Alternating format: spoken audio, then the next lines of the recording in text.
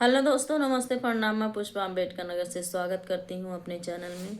तो दोस्तों, आप सबके बीच में मैं एक प्यारा सा गीत लेके आई हूँ। आप लोग को कैसा लगता है कमेंट करके ज़रूर बताइएगा। बटी गईले घरवा दुआर पाई पाई, बटी गईले घरवा दुआर पाई पाई। तके करा में बाबू रही हैं, के करा में माई, के करा में बाबू रही हैं, के करा में माई। अरे नवरे महीना माई कोखिया में रखनी, नवरे महीना माई कोखिया में रखनी। अरे मथवा के चूमी चूमी दूधवा पियवनी, मथवा के चूमी चूमी दूधवा पियवनी।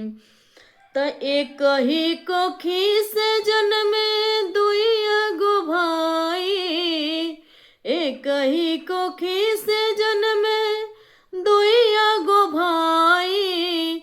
के करा में बाबू रही है, के करा में माई, के करा में बाबू रही है, के करा में माई।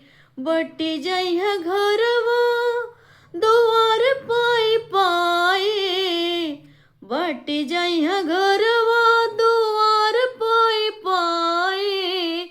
के करा में बाबू रही है, के करा में माई, के करा में बाबू रही है, के करा में माई।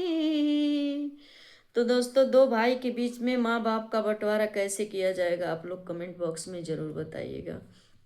आप सभी का बहुत बहुत धन्यवाद।